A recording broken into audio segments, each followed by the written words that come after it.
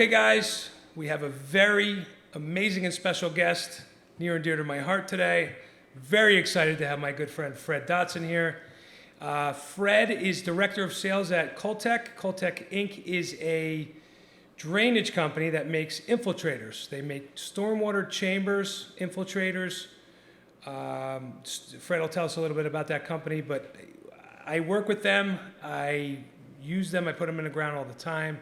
Fred has been not only an amazing business associate, but a very close friend. And it's been years and years now since we've been communicating and sharing this amazing man bond that we have. So I'm very happy to have him here. He's got a very important job, and he's a busy guy, and he travels a lot. And for me to get him in house is amazing. I have young ones. COVID hit. We had all kinds of things that kind of got in between us, and we're not letting that get in between us anymore. So we're back. We just keep buying CULTEC chambers and growing and doing things in the rain gutter and drainage space. And Fred is, completely abreast to all of it. But here we are. We just had an amazing lunch. And now we're going to sit down and chop it up and share some information with you guys. So Fred, thank you for joining us. I don't know. I'll put the mic to you, bro. Like, tell us about what your memories on our relationship and who we are collectively. Yeah, no, I remember vividly the very first time I met you. You kept calling me saying we got to meet. I got some ideas. I didn't know really who you were. I come down and I mean you had a whole team assembled, ready to rock and roll. You guys, you had a plan, a vision, and I'm really impressed with where it's taken to today. I mean, I look on social media, the videos that you're putting out. I mean, I'm just proud to be able to say I'm affiliated with that. Thanks, to say man. that we were, we're supplying the product for you, but I mean you're really taking it to another level with the installs. You're really growing that residential drainage industry. Appreciate that, man. How long have you been with CULTEC? Tell us about your career and where you came from, your humble beginnings, if you will, and what you're doing these days with them. Yeah, it's funny. I started back in 1997, 26 years ago. Wow. So my vision was I was always going to become a law officer, a cop. Me too, brother. Really? Yes. We never talked about that. So it's funny. Yeah. So that's what I got my degree in criminal justice. I was working on a little lake authority in the summertime, and I ended up meeting the owner of CULTEC. He was Mr. Bob. He was on the board of directors for the Lake Winona Authority, and he said, "Hey, I'm looking for some young talent at my company." He saw that twinkle in your eye. That was it. No, and he said, "Why don't you come work for me for now? I know you're trying to pursue a career in criminal justice, but come work for me. Maybe you'll find a career here." And I was like, "Yeah, I'll do it for the quick cash for the summer, but I'm going to become a cop." But here I am 26 years later. So awesome. I love hearing stories like that. I mean, you never know where you're going to start, or in most cases where you're going to end up, but like your story. So what were you doing for them in the beginning when you first came? Sweeping the parking lot, Sweeping the parking lot. Loading 4-inch PVC in the back of a pickup truck and delivering it. And when I met you, you were CEO of the company. Did you hold that title? I think I was president at the time. President. Yep. President of the company. Currently, ADS. Are they the largest drainage company in? Let's just start with the United States. Absolutely, yeah. Yeah. What, a $6 billion with all assets in it. Yeah, I mean they're a large company. All right. So like ADS just bought CULTEC a year and a half, 2 years. Year and a half ago. You still work for? So Yeah. ADS holds CULTEC. Fred is currently director of sales for CULTEC. So what do you tell us about your job? What do you do? We're still running autonomously. We're separate from the ADS, product line. We're under their umbrella, but we're still running independently as a product line of CULTEC. What else does ADS own? So they have the large diameter corrugated plastic pipe. They've got StormTech, Nyloplast. Is that the basins. mega green on the HDPE? Yeah, it's that green stripe on the HDPE pipe. Smooth wall on the inside, Yep. corrugated on the out, Yep. double wall. Good stuff. The Yeah, stuff. it's industry standard. Yeah. Other infiltrators, all kinds of stuff, right? Yeah, so they have acquired Infiltrator as well, the brand Infiltrator. Amazing, yeah. So they got the septic line, they've got the stormwater line, and So exciting times. Like Yeah. you're a part of this big conglomerate. It's incredible. Yeah. So you head up sales for For the CULTEC side, yeah. Okay. How many reps do you have? How many states are you represented in? Yeah, so I got 7 sales reps directly under me, and then they've got supporting tech engineers that in certain areas of the country that support them on the technical level. So, currently we're more on the eastern seaboard from New England all the way down to the south to Florida, and then we're on the west coast and Utah, Amazing. California. What Washington. CULTEC has done, what Bob DiTullio did early on, and it's really, it's kind of just it's called what we call getting written into the spec. The engineers really did it for him. I don't know if Bob did it himself, but the engineers took it and ran with it because Bob was what they call the founder of plastic HDPE stormwater technology. Am I right? Yeah, well, I mean, he was septic, right? He actually started off in the septic industry. Yeah. Same technology. Here in Norwalk.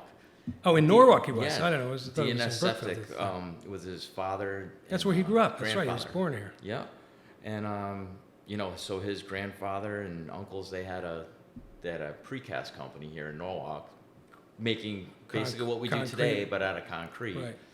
And in the mid '70s, he branched off, went on his own in Brookfield, and started doing precast there. But then he came up with the concept of, look, with precast you can only be efficient within, let's say, a 20, 30-mile radius. He had the idea of, if I can make these out of plastic, they're lightweight, easy to install, but I can stack them and make it more efficient for delivery, So brilliant. Yeah, now we can ship them, cross country, overseas. Yeah. Last time I sat with Bob, you guys were stamping out of Canada, right? Weren't you guys producing in We were, Canada? we're no longer working with that company out of Canada, but we've moved facility over to Ohio now. Okay. So it's amazing, like conceptually, when you're just saying, okay, well, I'm focused on logistics. It's not about the product, right? You're like, I have the product, but I can only push this product, like you said, 20, 30 miles. Then it becomes a logistics issue. So then you go and reinvent the product to overcome the logistics issue, and then it doesn't matter where you're producing it. Right. It's incredible. So, man, so I'm a primarily residential contractor. I got into drainage 5 years ago, heavy. Always was in drainage because it was a parlay for rain gutters, but I'm a rain gutter contractor, and I've been doing big things in the rain gutter space 20 years now. But, with rain gutters, you're putting a downspout into a drain that probably pre-exists, and you're just kind of like, where does that drain go? Where does that water go? I don't know. It's not my thing. When you first start, And the average homeowner never even thinks about it. nobody either. knows Right. until it's a problem or it's bubbling up or you got to get some guy in. And then that's the natural progression is, okay, we discovered there's a problem with that drain because I'm the rain gutter guy, and I just put a downspout in there, and you're telling me it's bubbling up. And am I eager and willing to try to figure that out for you? So yeah, let's take a peek down that rabbit's hole and find out what's in there. And then you start getting into drains. And then you're maintaining the drains and you're cameraing the drains. And then where do the drains go? And what do they convey the water to? And in the old days, it was dry wells. And a dry well, to me, by definition, because I dig them up all the time, old school dry well is just a hole in the ground. And usually way too oversized rocks, and they just throw anything they have in there, on, like native rock on the property, put it in the hole. There's no liner, there's no fabric, there's no kind of water quality control. They just fill a hole with rock, and they send a pipe to it, and it'll just kind of do its thing. And that was the way it used to go. And then, gutters collect leaves, downspouts collect leaves, everything travels down the downspout. Yard drains collect leaves. Anything you're sending to that dry well collects debris and solids, and it slimes up the stone. And when it slimes up the stone, it doesn't take water anymore. So Bob's invention was remarkable and certainly innovative and changed the industry.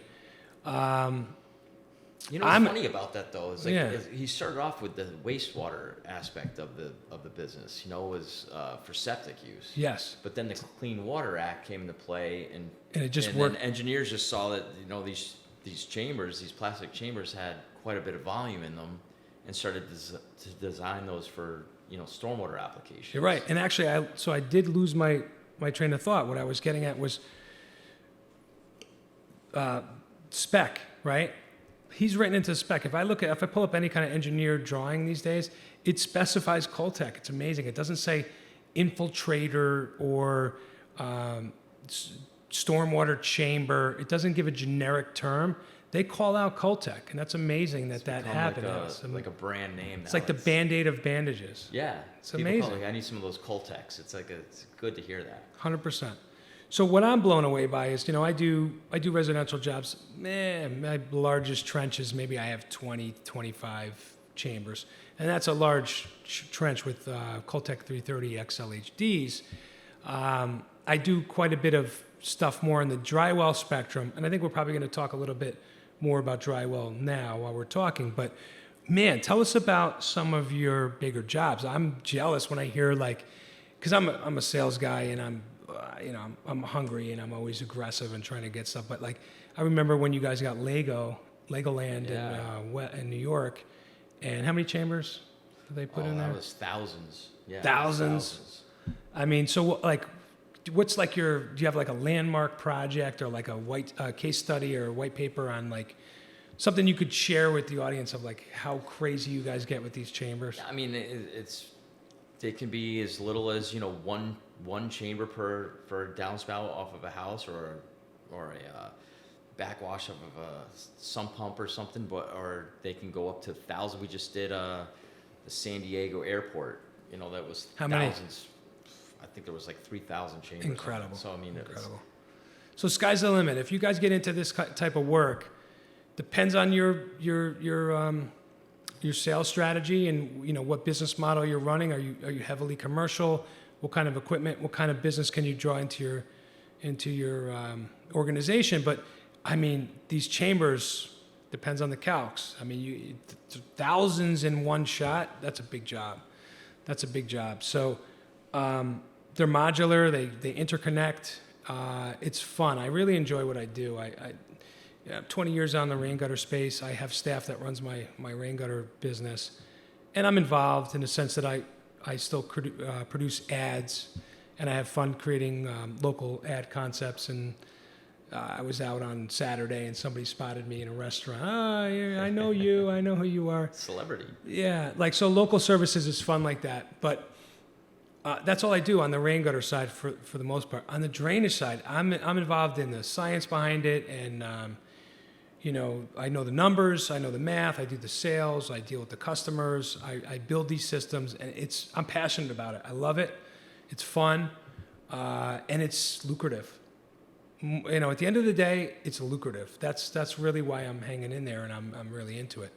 So let's talk about dry wells. I mean, I think it's an emerging market in the sense that right now, based on where we are in space and time, I don't want to sound like too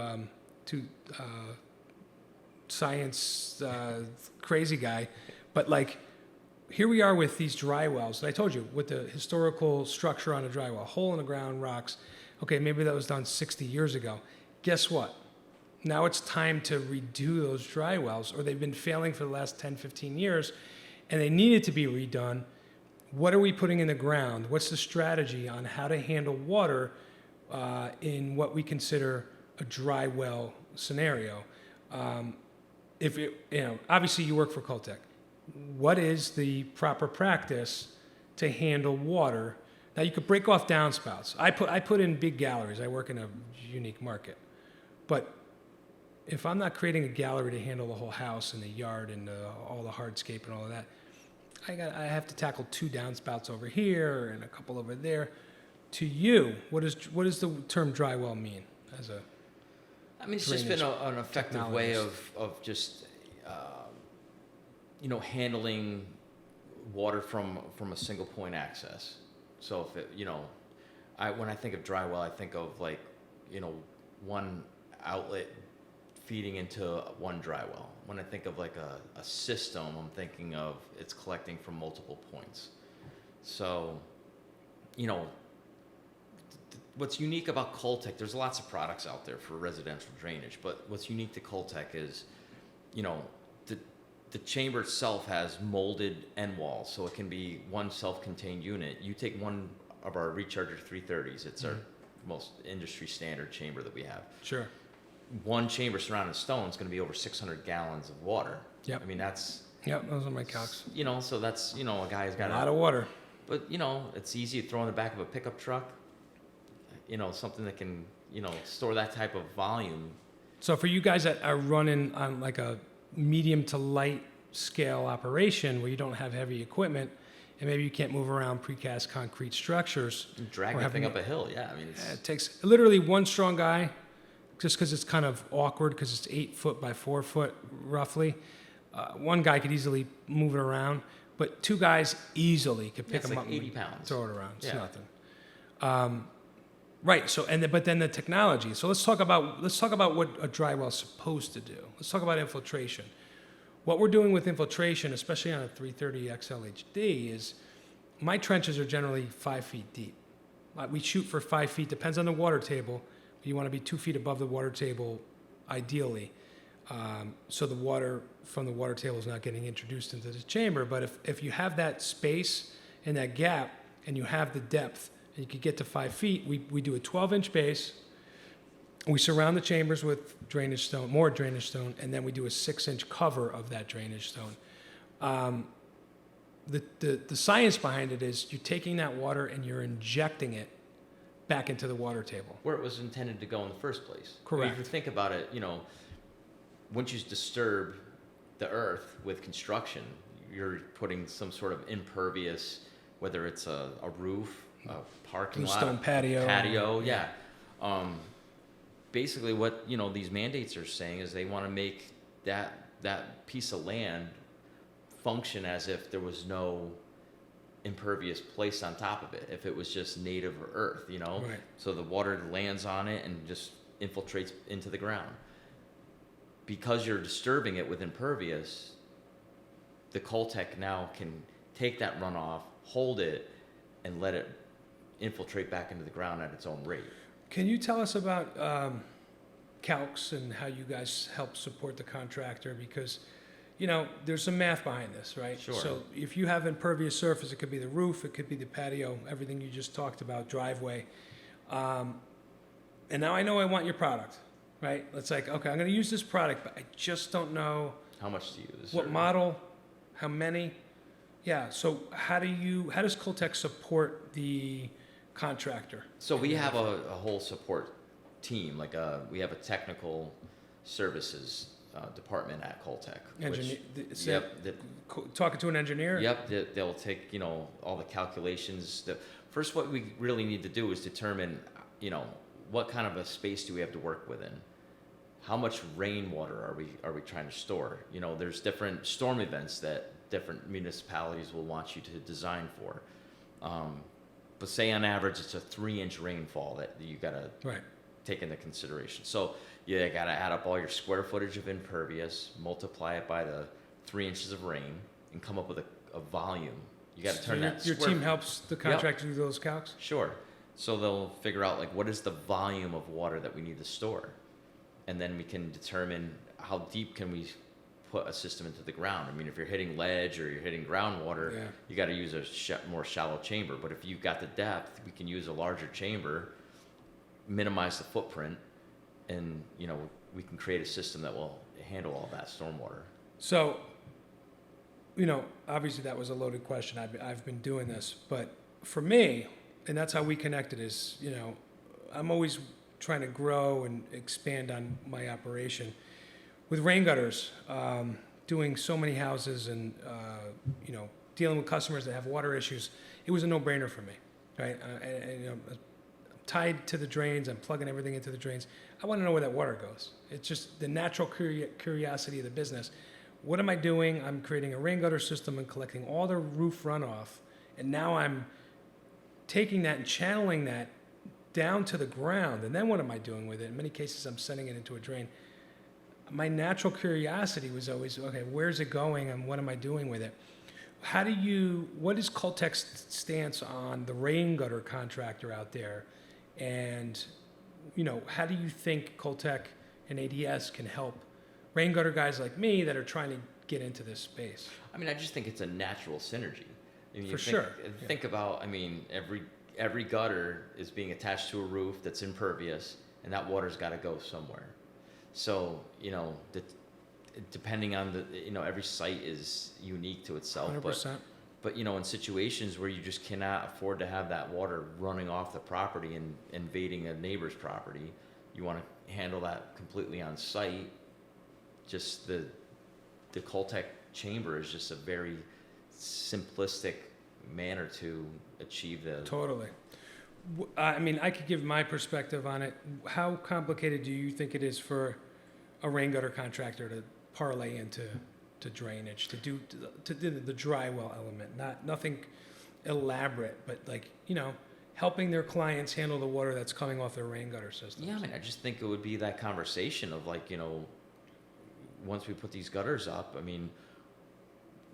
where is this water going to go? Is it going to affect your own foundation, your own, it could be, 100%, detrimental to their own home. The water's just coming out and it's not going anywhere. It could just come right back down and infiltrate their own basement. And if it's a finished basement, you're going to have some serious issues. Absolutely. So that's what I deal with most days. It's funny, my sales are directly contributed to the weather events, so we actually advertise based on weather events these days because it's so connected to the weather cycle. And I'll go out and I'll take a look at homes, and it's, we have a little trickle to, we have 2 feet of water to our basement flooded 8 feet of water twice in the last 3 years with a Hurricane Ida or, whatever crazy weather event we have here in New England. And so my go-to is infiltrators.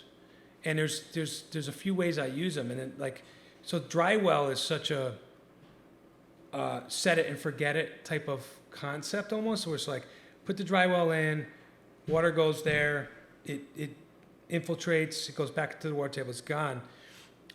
Sky's the limit with this stuff. You could take these chambers and repurpose them, and with the help of an engineer or a stormwater technologist. I don't have an engineering degree, but I consider myself a stormwater engineer. I know the calcs. Sure. I know all the calcs the engineers utilize, and I know how to strategize and build a system. But we take these chambers; they're so versatile. I take them and if I know that the soil is full of clay, and I can't infiltrate, meaning that clay is so packed tight, it won't accept water. It's going to hold the water because the chambers are open bottomed. Sure. I know I have calcs for storage within the chamber because it's wide open. And then I know I get 40% out of the stone for water storage. Mm-hmm. And I get 40% of the stone on the 6 inches or whatever I could achieve on the top. So I know what I could store. So I'm warehousing water at that point. Then we get cute and creative and we put pump risers in. We'll use that Mega Green pipe you just mentioned from ADS. We'll take that and repurpose a 15-inch diameter inside diameter or 18-inch inside diameter pipe vertically and create a stack and then put a pump in that and let that pump live there at the base of, depending on, again, conditions. I might cheat it and sneak that pump so it's a bit taller than the base of the CULTEC chambers. But maybe I want that pump at the base of the CULTEC chambers, and I could set it up manually so my clients have a switch. I've done that. Or I do it where it's an automatic pump. Float? Automatic, which could be a float switch, or it could be those pronged, like Surumi makes a really cool pump. It's got just 2 little stainless steel prongs and this rubber housing on the side of the pump. And once the water level comes up high enough to wet both little vampire teeth, it trips the pump. So, you know, the chambers are, it's not just about infiltration. If you need to detain the water and hold it, and in many cases people use precast vaults, or, you know, you might create a box underground that's going to hold that water, or even a high density polyethylene tank. Seen it all. I love the chambers because they're just quick, easy. You know, another aspect to the whole residential drainage, though, is the water reclamation. You know, reusing that water. Is there any buzz on your side, like where the industry is going with that? Because there was a ramp up where the government was going to like subsidize and fund. They really were close to it, and then they pulled away from it and it stopped. Yeah, I mean, we've put together a design basically where you're just lining the system with an impervious liner, and you got the stone, the chamber, and a pump, so that inside the chamber that, you know, can pump that water back out and reuse that water for just those means. But we're seeing more of like a need for that in these drier climates that, you know. Well, they need that water. It's very valuable, that resource. So you take the same calcs on the chamber and utilize that for storage. You know, Yeah. Now, how do you? So you're lining it with what's the fabric? So it's like a 30 mil woven? plastic. Okay, Just it's a like liner. a PVC It's liner that's sandwiched usually by like 2 layers of 8-ounce non-woven fabric, so it's like a cushion that keeps like the rock from piercing the liner. Do they like stitch the seams on that, or just if you line For it the right something way? like residential is probably, you know, 1 roll of fabric would probably be fine. Like they're big enough swaths that you can order. When you start getting into like more larger commercial systems, they'll sew that fabric together, and they'll also glue or weld the PVC heat weld liner. type of Yeah. deal. Interesting, awesome. So I mean, we talk about this all the time, me and you, but the industry is really going in crazy places. A lot of what's happening and the success of infiltrators is driven by the EPA and the Clean Water Act from 1978 and MS4 and all of these continuous ramp ups that the EPA keeps hammering on. I know we're in Norwalk, Connecticut right now talking to you, but I live in Greenwich, Connecticut, and that's where probably 80% of my work is. That municipality is under a lot of stress from the EPA to meet the MS4 requirements, which means that, I think it's a level 2, which means the municipality is required to enforce the inspection and maintenance of stormwater systems. So what would be considered a stormwater system is what they just were told that they needed to mandate during building permits. Okay, you're increasing impervious surface, or it's a brand new house, and now you have all this impervious surface. If it's a new build, you absolutely have to have this stormwater system because you need to capture all of that runoff. If it's an existing house and now you're doing a new patio that you didn't have before, you're increasing impervious surface on hardscape, or you're putting a small addition or a large addition, any of that impervious surface, the calcs on that watershed now need to be captured.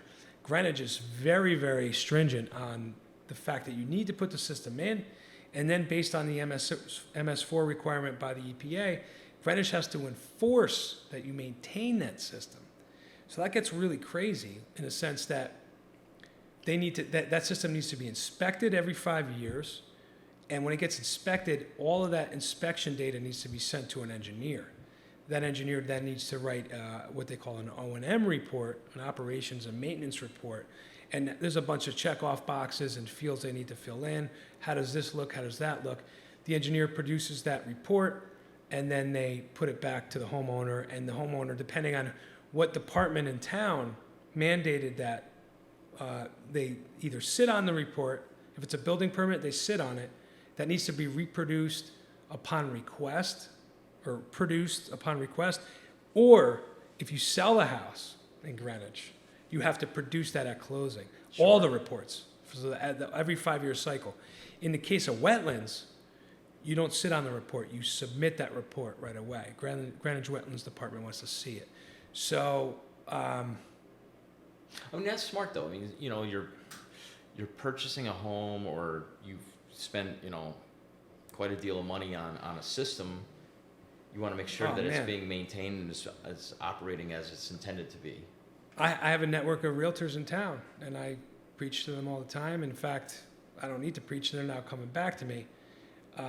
Now, again, I mentioned Greenwich, Connecticut, because they're a trendsetter, not only in Connecticut and New England, but nationally. They're setting the trend on how this is all going to roll out. So, town of Greenwich, the realtors and the attorneys in town that handle real estate transactions have all come together, and they've all agreed we are not pushing through any real estate transactions unless those drainage reports are involved.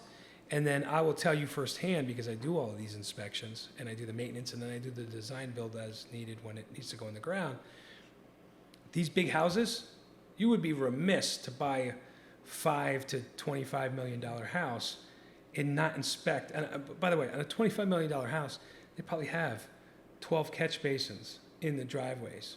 They have piping, conveyance piping going between all those catch basins. They have smaller yard drains out in the greenscape. They have obviously 15 downspouts, 20 downspouts. And I think that's the reason why Greenwich is so stringent with their regulations. It's because you've got these large. well, you've got these large, expensive homes. Right.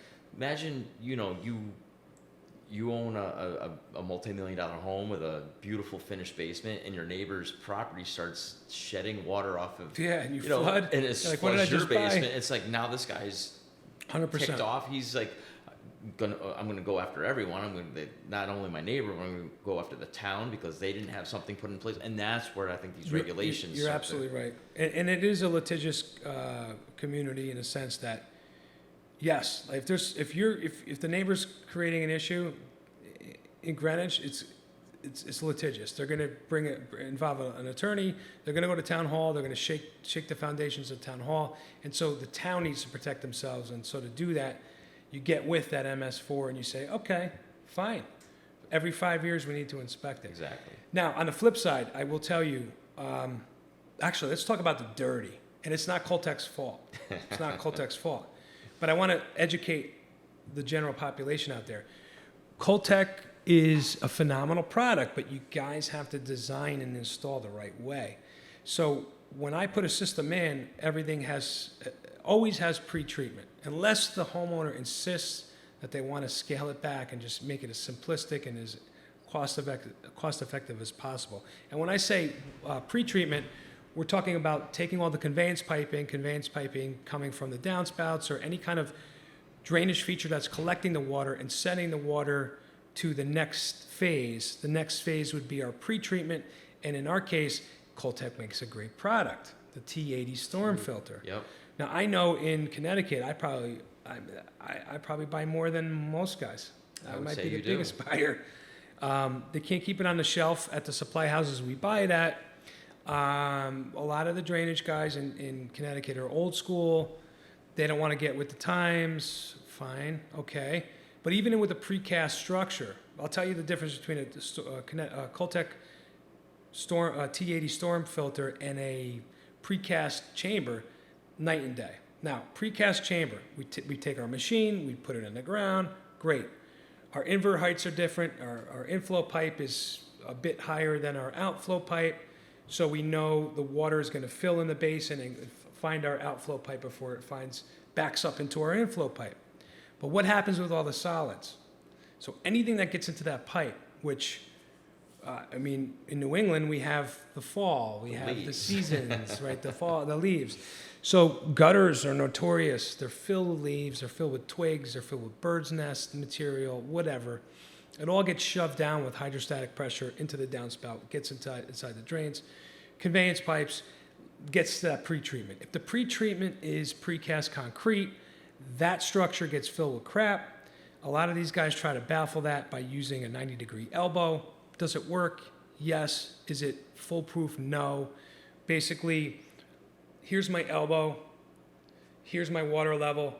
Solids generally immediately float on the top of that water level until they get fully saturated, and then they'll sink and they'll go deep into the water. But when they're floating, if my water rises fast enough and I have floating leaves, the water will rise above that 90-degree elbow and shove leaves in there, and you'll still get crap in there. So the baffle concept does work, but you have to be maintaining these things. What the storm filter does, this is the CULTEC T80 storm filter, I love it. Again, they're light, so I don't have to carry around the basin. I don't have to get a machine to move it. It's basically like a little 80-gallon septic tank. That's all it is. Yeah. It's a 4x3 black polyethylene tank with a screw-off lid.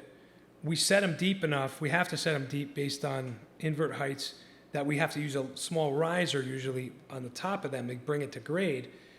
But what those T80, what they come with is this like stainless frame that's collapsible, and that frame is covered in this fabric. It's like it looks like I don't know what you guys call that fabric, but It's almost like a road stabilization fabric. It's like a woven. It's like a fabric. plastic, Yeah, it's almost. It reminds me of when we were kids. Those like lawn chairs, those beach chairs, or like the Chase Lounge chairs that were woven, but they were like real rugged and plastic. So that it lets water through, but it stops the solids. So that frame, we could collapse it as needed. What we like to do is set it off center. Common sense would tell you to put it in the center so you can get at it. What we do is set it off center, closer to the outflow pipe. And so we have all of that room to suck out all the solids. And so what that frame does is stop any of the solids that get in that box. And the only thing that gets out of the box is clean water. And that goes to the chambers. So we're stopping all the solids definitively. Nothing's getting out of there. Now, if you leave it and let it go without maintenance, it'll be overwhelmed with solids and it'll jump over the frame and it'll get out of that outflow pipe. So anything is possible, but we love it. I'll give you a great story. I might have told you. I told you on the phone a couple weeks ago. I have a client. Now we're GCs, but I've built houses. I've done all kinds of stuff. I focus on my water management stuff, my rain gutters, my roofing, my drainage. Client calls me. I put a drainage system, a stormwater system in CULTEC's T80s, two T80s, 12 330 XLHD CULTEC chambers over a year and a half ago. She calls me up in a panic. I have these guys out painting my house. They're doing a terrible job. I'm all upset. But the yard drains you guys installed along with the stormwater system are backed up. There's water just pooling all over my yard. I don't know what to do.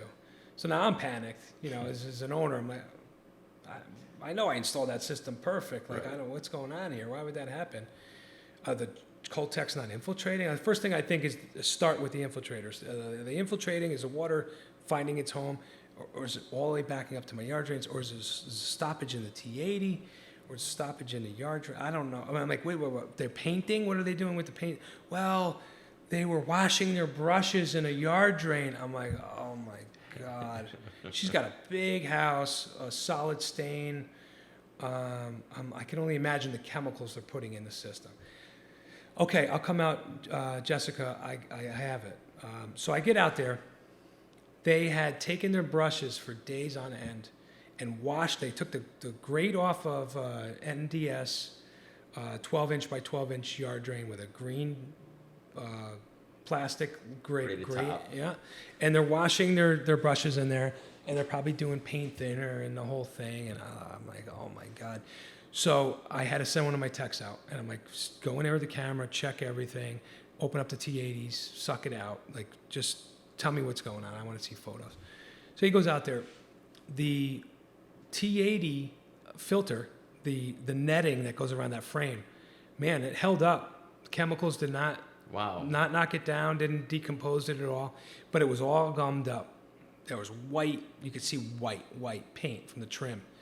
And it was just gunked up. And that was enough to stop up that water and send it back up the inflow pipe and flood the yard drain, and then the yard drain spilled into the yard. She had a pond in her yard. So we cleaned everything off. It cleaned up pretty easy, man. Just a little power washer. Cleaned it off, put it back together. Bada bing, bada boom. By the way, last night I got paid on the paint job. That's right. I took the paint job over, $65,000 house paint job. Oh, wow. I told her, get them off the job. We'll finish the paint job and do it the right way. So sometimes these CULTEC systems lead to house paint projects. And so that's fantastic. Yeah. So Where's the industry going? Well, you probably you're certainly more in line than I am, working for the company. Where are you guys going with design and that sort of stuff? Well, I just feel like this whole residential drainage is still in its infancy stage. It's there's hot pockets in certain areas around the country, more outside of major cities, Right. suburbs, but the need is really everywhere. And if we can get this to be understood,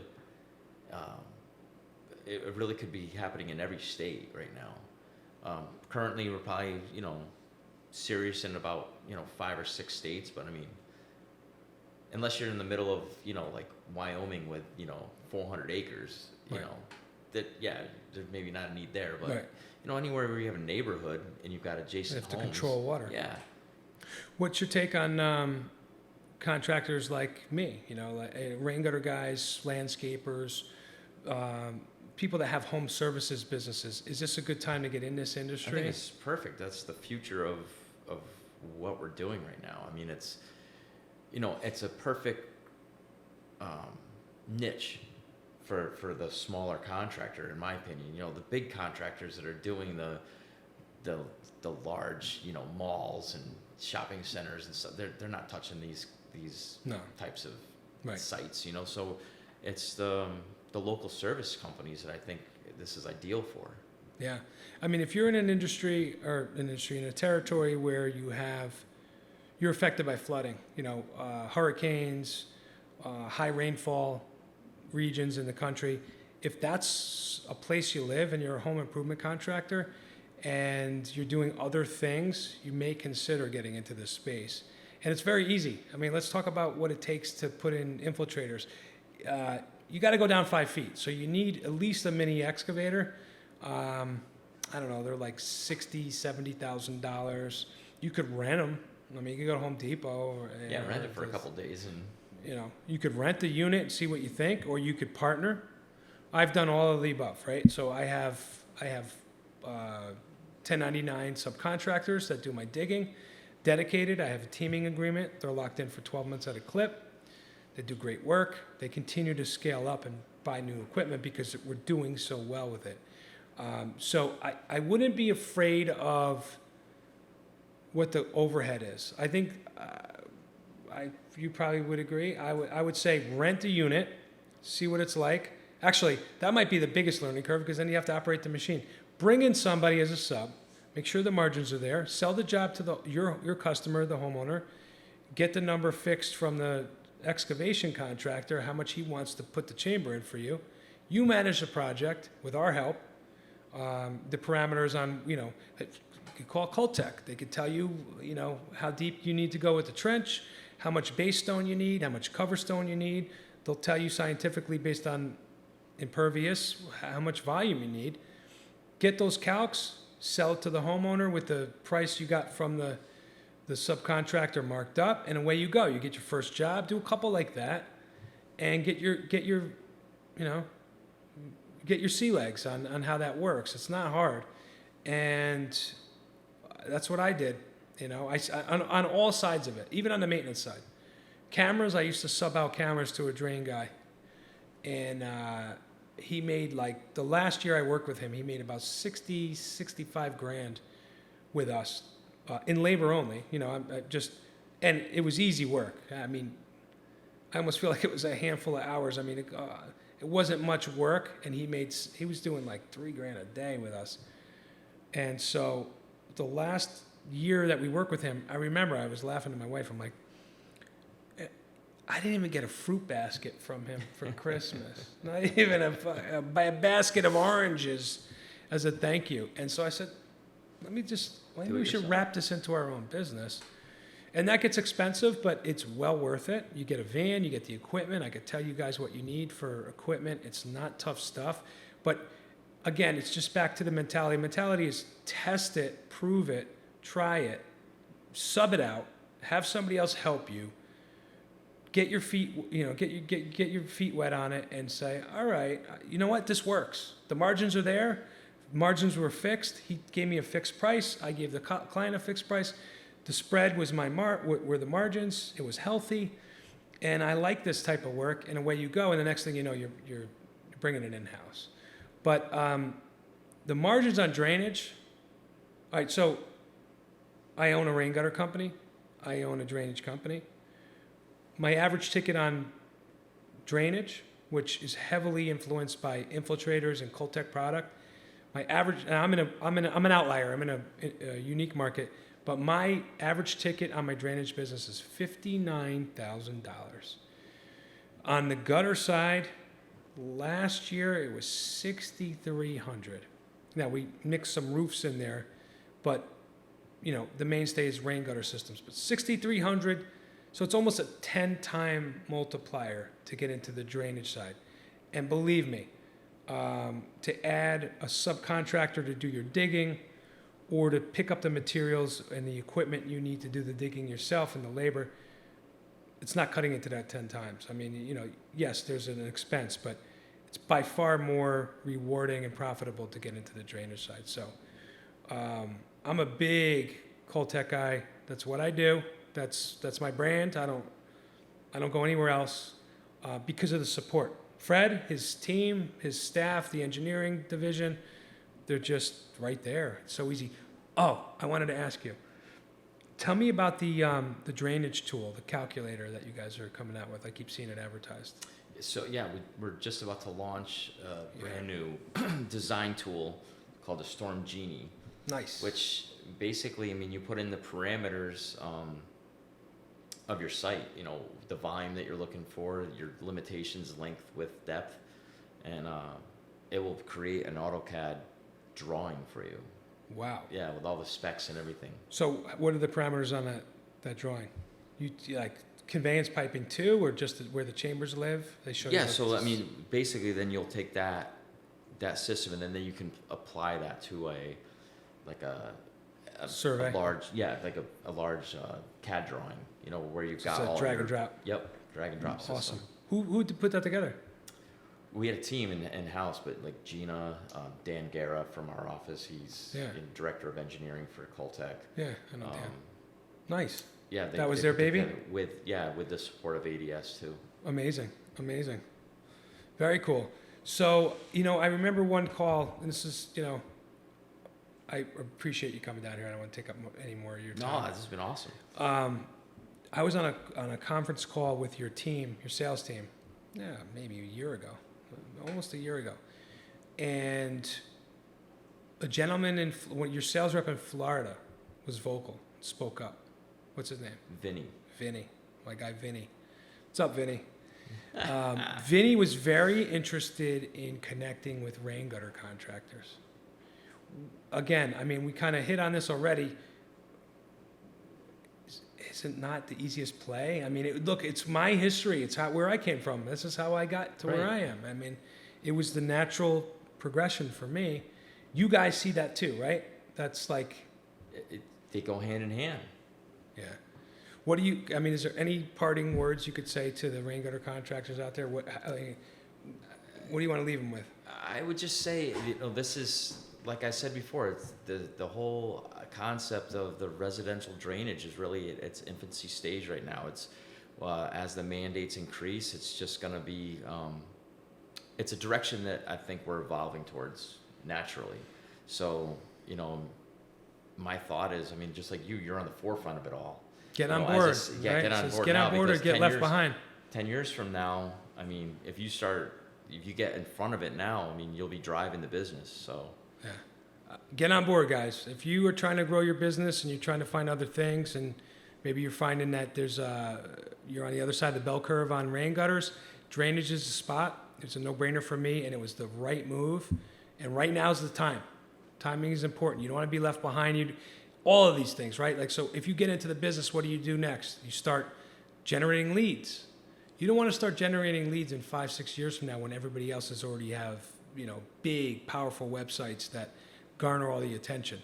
Get in it now, be the boss, own your territory, make some real money. Fred, thanks for coming down, man. I really appreciate it. I can never spend enough time with you. We'll do it again soon. Absolutely, 100%. Thank you. All right, brother.